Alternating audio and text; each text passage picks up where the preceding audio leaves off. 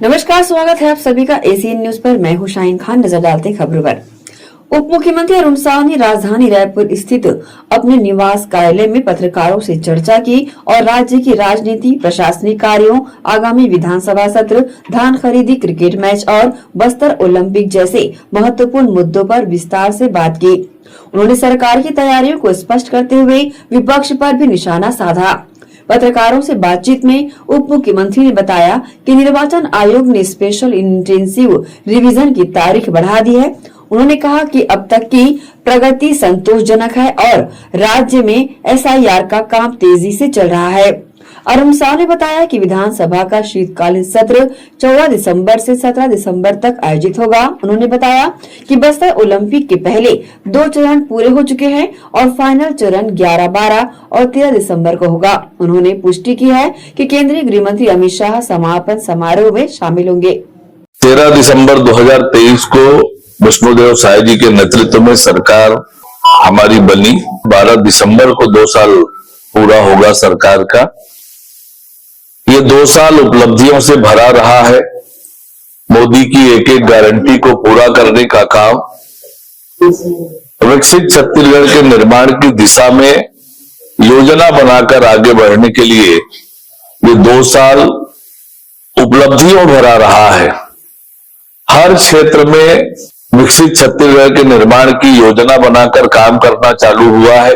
चाहे माताओं और बहनों के कल्याण का विषय हो, युवाओं का विषय हो, किसानों के लिए हो, उद्योगों के लिए हो, हर वर्ग के उत्थान के लिए योजना बनाकर सरकार ने काम करना प्रारंभ किया है। मोदी की एक एक गारंटी को पूरा करने का काम इन 2 सालों में हुआ है।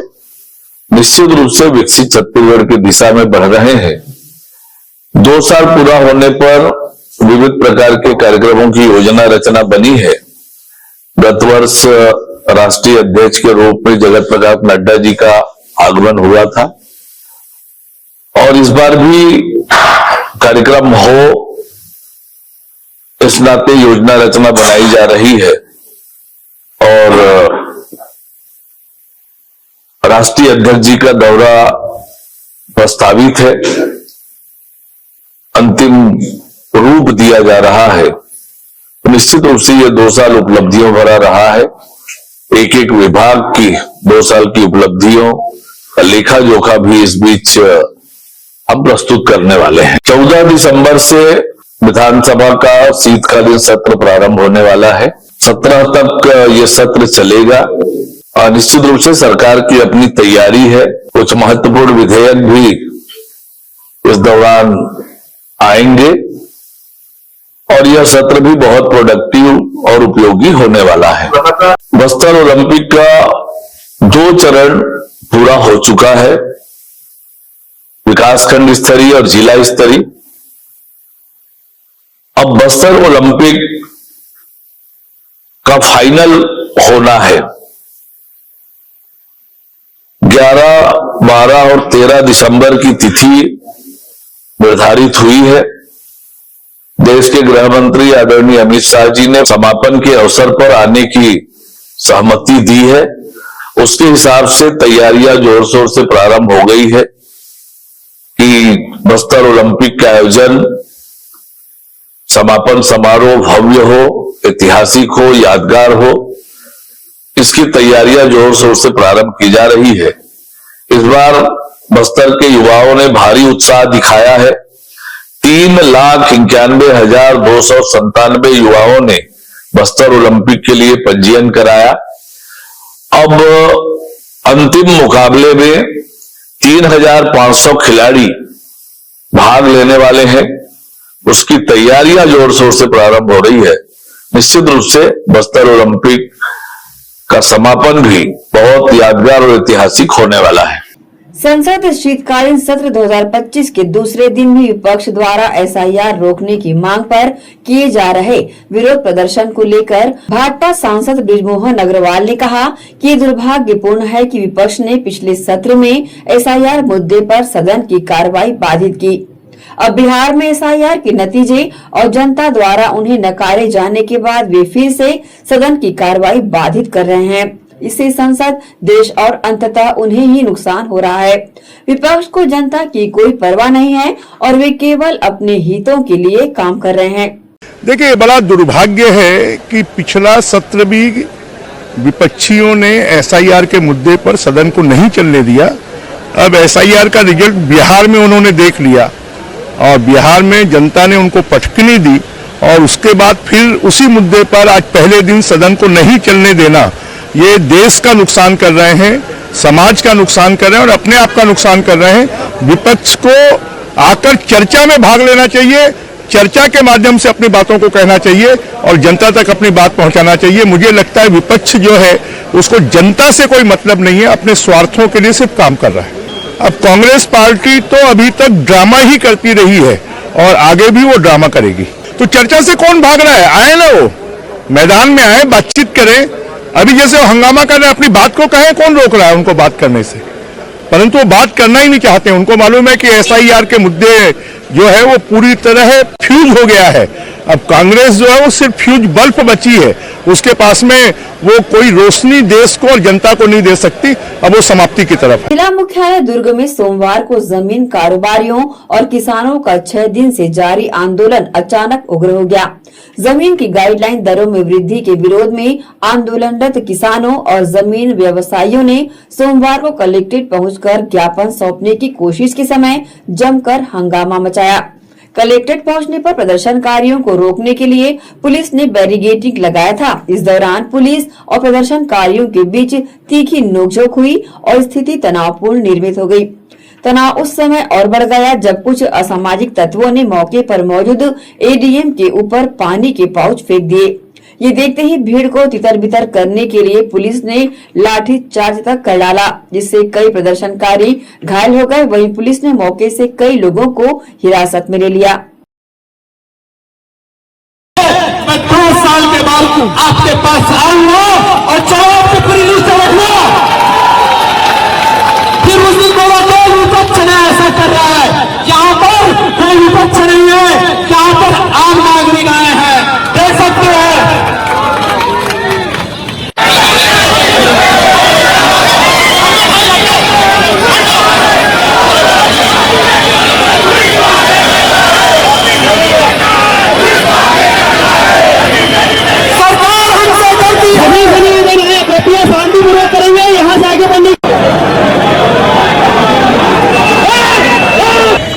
भाई आप सभी ध्यान दें, यहाँ से आप लोग आगे बढ़ने की कोशिश ना करें। आप लोग यहाँ से आगे बढ़ने की कोशिश बिल्कुल भी ना करें। आप सभी ध्यान दें।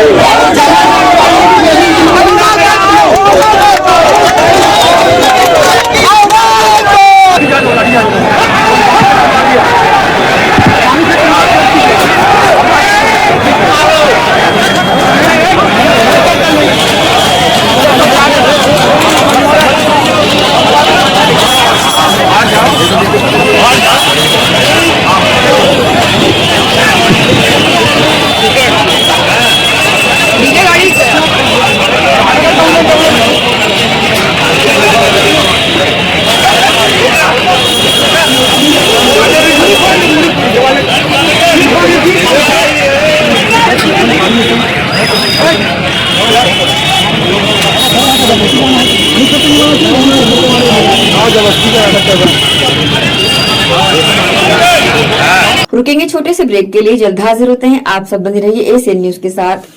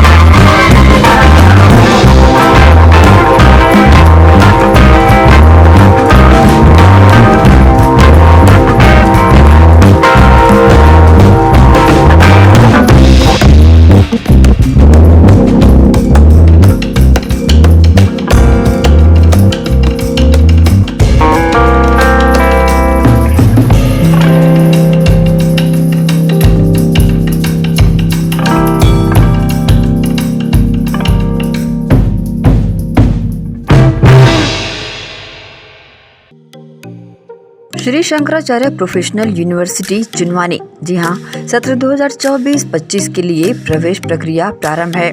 डिप्लोमा इन फार्मेसी एवं बैचलर ऑफ फार्मेसी के लिए प्रवेश प्रारंभ है। बिना PPHD दिए सीधा प्रवेश। इतना ही नहीं, 10वीं और 12वीं में गणित और विज्ञान के छात्रों के लिए सुनहरा अवसर है। सीमित समय, सीमित सीटें। अगर है सपनों को पूरा करना तो भरना होगा ऊंची उड़ान। जल्दी करें, प्रवेश प्रारंभ है। प्रेजेंटली शंकराचार्य ग्रुप के अंदर 4 फार्मेसी कॉलेजेस हैं। इन चारों फार्मेसी कॉलेजेस में diploma in pharmacy and bachelor of pharmacy की कोर्सेज रन होती हैं। साथ में masters in pharmacy and PhD की कोर्सेज भी हम ऑफर करते हैं। शंकराचार्य प्रोफेशनल यूनिवर्सिटी के अंदर ये चारों कॉलेज एफिलिएटेड हैं and most importantly pharmacy council of India ने चारों कॉलेजेस को अनुमोदन दिया है। जैसे कि आप जानते हैं, Shankaracharya group is famous for its infrastructure, its faculty, its students group, and in every aspect we are on top as from 2008. So in this year also, अगर आप चाहते हैं कि आप 12th के बाद साइंस में आपके भविष्य बनाना चाहते हैं तो शंकराचार्य प्रोफेशनल यूनिवर्सिटी में एक बार जरूर आए। फार्मेसी कोर्स में अभी डायरेक्ट एडमिशन 12th की परसेंट बेसिस पे दिया जा रहा है, तो जल्द से जल्द संपर्क करें। तो एडमिशन हेतु जल्दी करें। Shri Shankaracharya professional university Junwani, Bhilai, Chhattisgarh. संपर्क करें 9977258200। ब्रेक के बाद आपका स्वागत है। जशपुर जिले से लूटपाट का मामला सामने आया है। मंगलवार की सुबह कोतवाली थाना क्षेत्र अंतर्गत कार सवार 6 नकाबपोश बदमाश ट्रक चालक से 13 लाख रुपए लूटकर फरार हो गए। नेशनल हाईवे 43 पर अल सुबह फिल्मी अंदाज में बड़ी लूट की वारदात हुई, जहां ट्रक को रोककर बदमाशों ने ड्राइवर की बेरहमी से पिटाई की और 13 लाख रुपए लूट लिए। दिन निकलने से पहले हुई इस वारदात ने पूरे इलाके में दहशत फैला दिया। ट्रक चालक झारखंड के रांची से माल बेचकर जशपुर जिले के पत्थल गांव लौट रहा था और रास्ते में उसके पास माल बिक्री की करीब 13 लाख रुपए की नगद राशि थी। सुबह करीब 6 बजे जैसे ही ट्रक सिटी कोतवाली थाना क्षेत्र के बालाछापर के पास पहुंचा, सड़क किनारे पहले से घात लगाए बैठे अज्ञात लुटेरों ने इशारा कर ट्रक रुकवाया और तुरंत केबिन में चढ़कर ड्राइवर पर हमला कर दिया। बदमाशों ने पहले उसे मारपीट कर घायल किया, फिर केबिन की तलाशी लेकर कैश बैग उठा लिया और कुछ ही मिनटों में वहां से फरार भी हो गए। मेरे साथ सर रांची से आलू लोड करके आ रहे थे, इधर से गोल लूट करके गए थे और रांची से कल 9 बजे रात को मैं लोड किया, क्या बोलते हैं, आलू। वहाँ से 8 नहीं, करीबन 8 बज के कुछ मिनट पे वहाँ से मैं लोड करके निकला। वहाँ से निकला तो सीधा मैं वो क्या बोलते हैं अपने राइडी पंप में जा करके वहाँ से डायरेक्ट, नहीं राइडी पंप में नहीं, भरने पंप में डीजल डलवाया।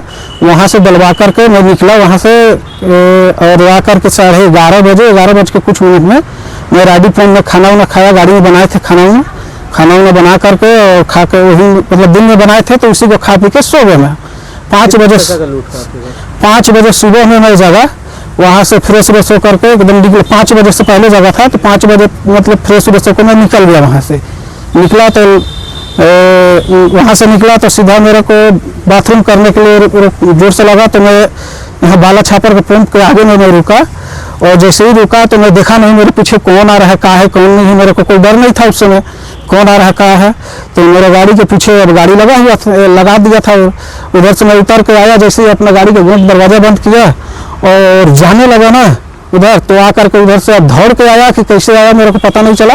वो आकर के मेरे को पकड़ लिया और पकड़ के और ऐसे हाथ करके पकड़ के पूरा गाड़ी से और पकड़ लिया। पकड़ करके मैं थोड़ा मारपीट चालू कर दिया। सब लोग 2 घंटे 3 घंटे पकड़ के मारपीट चालू कर दिए। तो मारपीट किए तो एक बार गिरा भी, फिर उठ के मैं उठा, फिर दोबारा गिरा, फिर उठ के मैं इधर जंगल तरफ गया और मारपीट वहाँ भी किए मेरे को। और एक घर तो पूछ रहा था पैसा कहाँ है, पैसा कहाँ है, तो मैं नहीं बताया कि पैसा नहीं है मेरे पास, नहीं है कुछ, आप लोग ढूंढ लीजिए, कुछ भी कर लीजिए, नहीं है मेरे पास। तो 2 घंटे गाड़ी में चक के ढूंढ रहे थे, पूरा ढूंढ के चले गए, ढूंढे उन लोग को और नहीं मिला। फिर आया, दोबारा मारपीट किया, फिर चढ़ा गाड़ी में, तब सीट के पीछे में था पैसा, तो उसको 13 लाख रुपये पैसा था मेरे पास। रांची से लेके आ रहे थे इसको। कहाँ जा रहे थे आप? पत्थल गाँव जाते हैं। मारपीट किया। उसके बाद में पैसा वैसा लेकर के उन लोग भाग गए। कितने लोग थे जो मारपीट किए? मारपीट किए 5 या 6 लोग थे, ऐसे ही लोग थे उन लोग। मैं ध्यान नहीं दिया इतना कि कितना कितना लोग है, मतलब 6 या 5 ऐसे लोग थे उन लोग। किसका पैसा था?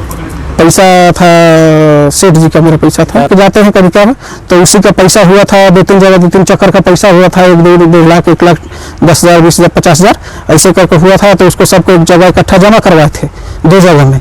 तो एक जगह में 3 लाख जमा हुआ था, एक जगह में 10 लाख जमा हुआ था। तो उसको बोले कि लेते आना रखे, उसमें अपना पैसा जमा हो गया है वहाँ। तो बोले कि ठीक है, लोड करके आलू आज निकलूंगा तो मैं लेते आऊँगा पैसा। कितना बजे की बात? ये बात करी वहाँ से मैं निकला हूँ 8:30 बजे, रात 8 बज के कुछ मिनट में, मतलब यहाँ कितना बजे? यहाँ पर हुआ 6 बजे लगभग लग रहा है, 6 बज रहा होगा, 6 से पीछे भी हो सकता है, 4-5 मिनट। क्या नाम है तुम्हारा? मेरा नाम है राकेश सुभाष देव कुमार। राजनांदगांव जिले के बसंतपुर थाने में कृषि यंत्रों की बिक्री के नाम पर ठगी का मामला सामने आया है। यहां पर वर्धमान कृषि केंद्र के मालिक ने किसान को खराब कंबाइन हार्वेस्टर थमा दिया, जिसके बाद जब किसान ने खराब मशीन की बात कहते हुए पैसे मांगे तो उस पर धोखे से फर्जी चेक भरकर लगभग 23 लाख रुपए का कर्ज लाद दिया। इस मामले में पीड़ित परिवार ने एसपी से शिकायत की है और न्याय की गुहार लगाई है। ग्राम आतरगांव निवासी किसान दयालु राम साहू ने नवंबर 2025 में गंज मंडी स्थित वर्धमान कृषि केंद्र के मालिक श्रेणिक गोलछा से 26,50,000 रुपए का नया कंबाइन हार्वेस्टर खरीदने का सौदा किया था। व्यापारी ने बताया कि सिर्फ 3.25 लाख रुपए डाउन पेमेंट देना होगा, बाकी 23 लाख का फाइनेंस तुरंत हो जाएगा। इसके बाद किसान ने पहले 25,000 रुपए ऑनलाइन, फिर 2,95,000 रुपए नगद जमा किए। मशीन 7 नवंबर को घर आई, लेकिन पहले ही दिन इंजन गर्म हो गया, बेरिंग जलने लगे, कटिंग ब्लेड टूटने लगे। 15 दिन में मशीन 15 बार खराब हुई। मैं किसान हूँ और मैं एक तो हार्वेस्टर ले रहा हूँ वर्धमान कृषि केंद्र से। 26,50,000 रुपए का हार्वेस्टर भी सुहा, उन्होंने 3,20,000 रुपए में डाउन पेमेंट कर रहा हूँ। और हार्वेस्टर लेने के पश्चात वह सिक्योरिटी के लिए वह 2 टन चेक मांगे रिस में वहा।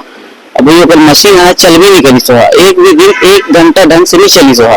डेली के डेली मिस्त्री बुलाने लगे, इनमें हम लोग ऊपर से ज्यादा नुकसान हो गया। हम लोग फिर सके हम वो लोग बोले हैं कि भैया आपकी मशीन चलत नहीं है, टमाटर के किसी कर बोलिए। तो वो बोली से ठीक है तो मशीन ला ली बोली से, लेकिन मशीन तो आज के आज ला और नहीं लाए तो फिर तो चेक में मैं लगा दूं बोली से। तो ठीक है भैया, मैं आज शाम तक में कैसी व्यवस्था बना के ला सके हमें और ले गए हमें। और ऊपर बात करेंगे, अरे यार मैं तो धोखा से बात किया था, वो पैसा देने वाला बात। वो बोले रही से कि आज ला ले पैसा भैया, आज मिल गई, हाँ मिल गई से करके खुद बोले रही से। लेकिन आप बोला तो नहीं, मैं तो धोखा से बोले रहे कहा तो और चेक भी लगा दी से। आपका बोला था पैसा लौटाने बोला था कि पैसा नहीं दे बोला तो पैसा नहीं दे बोला थे। तो हमने कहा मांगे आपके? हमारे पैसा वापस करी भैया। और जो चेक लगे हैं, चेक लगे वो लोग बेजबरन के लगा दे। मशीन हमारा 10 दिन पहले से हम वापस कर डाले हैं और तो भी से चेक लगा डाले हैं। और चेक डॉक्यूमेंट के लिए हम मांगा था तो वो बोला थे आज दूं कल दूं, अभी दिल्ली गए हो तब शादी गए हो, ऐसे करके छुट्टियां बना था मतलब। हाँ वक्त है एक और छोटे से ब्रेक का, जल्द हाजिर होते हैं। आप सब बने रहिए एशियन न्यूज के साथ।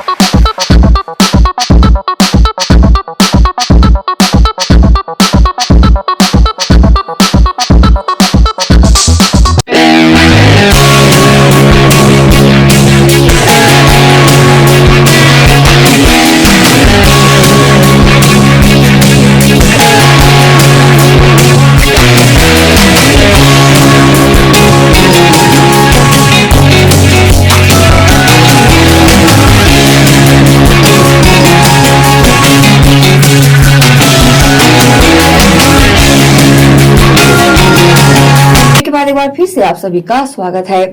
जशपुर जिले की लोदाम थाना पुलिस ने नकली सोने के बिस्किट के नाम पर 10 लाख रुपए की ठगी की कोशिश करने वाले 3 आरोपियों को गिरफ्तार कर जेल भेज दिया है। ग्राम साई टांगर टोली निवासी फिरोज हजाम ने रिपोर्ट दर्ज कराई थी कि ग्राम करकली थाना कुसमी के निवासी कलाम खान ने उसे बताया कि उसके पास लगभग 450 ग्राम का सोने का बिस्किट है जिसे वह कम दाम में बेचना चाहता है। 1 दिसंबर को आरोपी कलाम खान अपने 2 साथियों शंकर लाल भगत और बिहारी तिर्की के साथ क्रेटा कार से जामटोली भलमंडा पहुंचे और प्रार्थी को एडवांस के तौर पर कुछ रकम देने का दबाव बनाया। फिरोज ने झांसे में आकर 10,000 रुपए भी दे दिए। इसके बाद आरोपियों ने सोने जैसी दिखने वाली बिस्किट दिखाई, लेकिन फिरोज ने सुनार बुलाकर जांच कराई जिसमें बिस्किट नकली निकला। ठगी का संदेह होने पर फिरोज ने तत्काल पुलिस को सूचना दी। पुलिस टीम ने मौके पर पहुंचकर तीनों संदिग्धों को पकड़ लिया और उनके कब्जे से नकली सोने के बिस्किट, मोबाइल फोन और घटना प्रयुक्त क्रेटा कार जब्त कर लिया। वरिष्ठ पुलिस अधीक्षक जशपुर शशि मोहन सिंह ने बताया कि आरोपियों को न्यायिक रिमांड पर जेल भेज दिया गया है और आगे की कार्रवाई जारी है। लोदाम के अंतर्गत प्रार्थी ने रिपोर्ट दर्ज कराया था कि नवंबर के आखिरी महीने में उसे एक फोन आया था कुसमी के पास के गांव से और उसने बताया कि हमारे पास 40-50 लाख रुपए का सोने का एक बिस्किट है और उसे मैंने कहीं से प्राप्त किया है, कोई आदमी ढूंढो जिसको हमें बेचना है। इस बात पर इन लोगों की डीलिंग होती रही और अंततः वो लोग प्रार्थी को कुसमी में बुलाने की कोशिश कर रहे थे, लेकिन इन लोगों ने इनकार किया। इनका कहना था कि अगर आपको सोना बेचना है तो आप जशपुर जिले में आइए और नियत तिथि पर आरोपीगण यहाँ पर सोना बेचने के नाम पर यहाँ पर आए, लेकिन प्रार्थी पहले से ही थोड़ा चालाकी करते हुए एक सुनार को भी अपने साथ लेके गया था और 10,000 रुपए का भी ट्रांजैक्शन हुआ सोना दिखाने के नाम पे। उसके बाद 10 लाख रुपए की डीलिंग होने वाली थी, लेकिन जब उसको चेक कराया गया तो वो सोना जो है नकली निकला और उसने पुलिस को खबर किया। पुलिस तत्काल वहां पर पार्टी लेके पहुंच गई। आरोपियों को गिरफ्तार किया गया है और इन्हें न्यायिक रिमांड पर जेल भेजा गया है। संबंधित धारा का अपराध कायम करके मामले को विवेचना में लिया गया है। सिटी कोतवाली थाना क्षेत्र स्थित हरिजन मोहल्ला में सोमवार रात उस समय अफरा तफरी मच गई जब 4 युवतियों ने एक विवाद के दौरान स्थानीय लोगों पर हमला बोल दिया। मामला अनैतिक गतिविधियों के विरोध से शुरू हुआ, लेकिन कुछ ही मिनटों में स्थिति बेकाबू होकर हिंसा में तब्दील हो गई। प्रत्यक्षदर्शियों के अनुसार मोहल्ले में आपत्तिजनक गतिविधियों को लेकर निवासियों ने युवतियों को रोकने की कोशिश की। इससे नाराज होकर चारों युवतियों ने मिलकर लोगों पर पत्थर बरसाना शुरू कर दिया। इतना ही नहीं, उन्होंने एक व्यक्ति को ब्लेड से घायल कर दिया और कुछ लोगों पर तेजाब जैसा तरल पदार्थ फेंककर इलाके में खौफ पैदा कर दिया। अचानक हुए इस हमले से लोग घरों में दुबक गए और सड़कें खाली हो गई। मामले की जानकारी मिलते ही सिटी कोतवाली पुलिस की टीम मौके पर पहुंची और सभी 4 युवतियों को हिरासत में ले लिया। हम लोग बैठे तो वहाँ सब बात करेंगे करके सब भैया ना खड़े थे, लेडीज में भी थे वहीं पे। अचानक से पूरा ऊपर से नीचे से कहाँ से फेंके, पूरा आग में सबके गया, सब भागे इधर उधर, पूरा आग में सबका जलने लग गया। चाकू रखे थे, रेजर पट्टी रखे थे, ऊपर रेजर पट्टी के पेट को काट दिए तो सब इधर उधर भागने लग गए थे। जलन उनके माँ 3 का बाप था, 3-4 लड़की थी उनके घर। अभी सबको एक लड़की नहीं आई थी। मेरा सोनी कुंडे।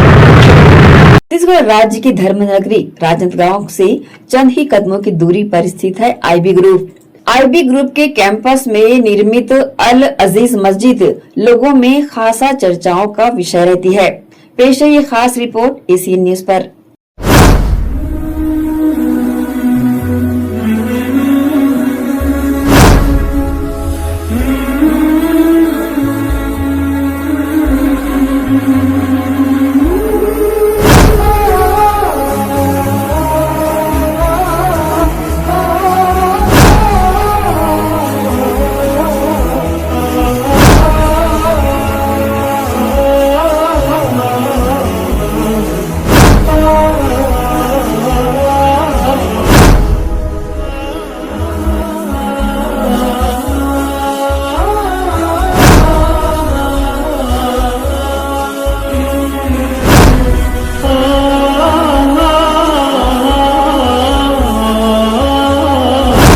उत्तर राज्य की धर्म नगरी राजनांदगांव के इंदावारा में स्थित है आईवी ग्रुप। आईवी ग्रुप के कॉर्पोरेट ऑफिस में कैंपस में निर्मित है मस्जिद अल अजीज।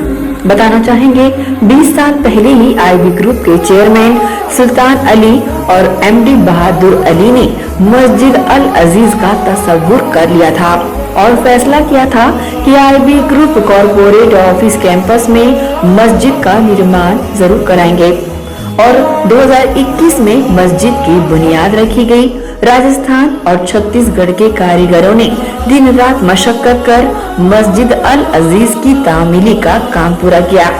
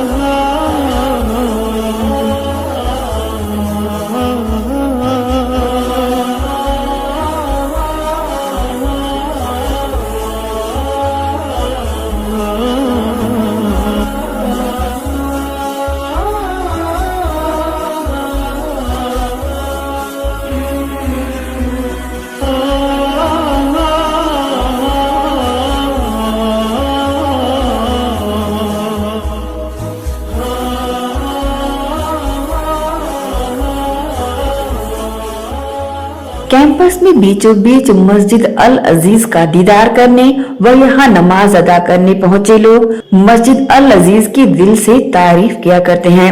यहाँ की साफ और पाक फिजा, मस्जिद में तराशे गए पत्थर, खूबसूरत रोशनदान से आती मध्यम रोशनी अल्लाह के घर की मस्जिद की खूबसूरती पर चार चांद लगाती है। अजान की आवाज सुन नमाजी मस्जिद का रुख करते हैं। यहाँ का रख रखाव, साफ सफाई फिजा को और भी हसीन बनाती है। वजू खाने से फारिग नमाजियों के कदम मस्जिद की ओर बढ़ते हैं। इस अल अजीज मस्जिद के बारे में जानना अक्सर हर कोई चाहता है और तफसील के साथ मालूमात हमें अंतर्राष्ट्रीय साहित्यकार रौनक जमाल ने दिया। आइए आपको IV group corporate office Indamara Rajnandgaon की अल अजीज मस्जिद के बारे में मुख्तसर सी कहानी सुनाता हूँ। तकरीबन 20 साल पहले आईवी ग्रुप के चेयरमैन सुल्तान अली साहब और एमडी बहादुर अली साहब के बच्चों की शादी गोवा में हुई थी। गोवा में उनके समधी अजीम मोइनुद्दीन साहब ने कॉलोनी में उनके ज़रिए तामीर कराई गई मस्जिद दिखाई तो एमडी बहादुर अली साहब ने उसी वक्त फ़ैसला कर लिया कि वो भी इंदामरा में एक आलीशान मस्जिद तामीर करवाएंगे। पहले मस्जिद के लिए ज़मीन ख़रीदी गई।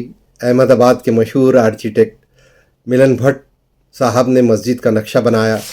हमारी फरमाइश पर उन्होंने मुग़ल और अरब आर्ट को मिक्स करके अल अजीज़ मस्जिद का मॉडल बनाया, जो हम सबको बेहद पसंद आया। 2021 में मस्जिद का संग बुनियाद अजीम मोइनुद्दीन साहब के दस्ते मुबारक से रखा गया। और राजस्थान के कारीगरों के साथ छत्तीसगढ़ के कारीगरों ने दिन रात मेहनत करके 2 साल में मस्जिद का तामीरी काम मुकम्मल किया। मस्जिद में लगने वाले पत्थर मिस्र और इजिप्ट से मंगवाए गए थे। मस्जिद के अंदर बिछी जाए नमाज को भदोही उत्तर प्रदेश के कारीगरों ने खुसूसी तौर पर बनाया है। तामीरी काम की निगरानी इंजीनियर काजी जुनैद और हाजी रिजवान अहमद ने की। अल अजीज़ मस्जिद में अजान व नमाज का सिलसिला 21 मार्च 2023 बरोज़ जुमा को बनारस से तशरीफ़ लाए मौलाना हाफिज़ कारी खतीब व इमाम जनाब सैयद शाह नवाज़ हुसैन हैदरी ने पहली फजर की अजान दी और पहली फजर की नमाज अदा करवाई, जिसमें मुल्क भर से तकरीबन 1500 लोगों ने शिरकत की थी।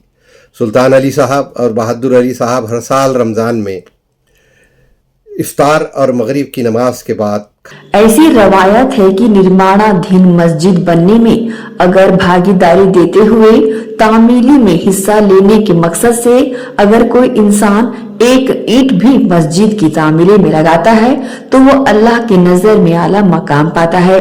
लेकिन यहाँ तो आईबी ग्रुप के चेयरमैन सुल्तान अली और एमडी बहादुर अली के निर्देशन में मस्जिद अल अजीज नमाजियों को सौगात में दी गई है। हजारों लाखों नमाजियों की नमाजें यहाँ ता कयामत तक अदा की जाती रहेगी। तमाम आईबी ग्रुप को इसका इसाले सवाब मुसलसल मिलता ही रहेगा। एसीएन न्यूज के लिए इस खास रिपोर्ट शाहीन खान की। इसी के साथ ही आप सुनेंगे इजाजत। आप सब बने रहिए एसीएन न्यूज के साथ। नमस्कार।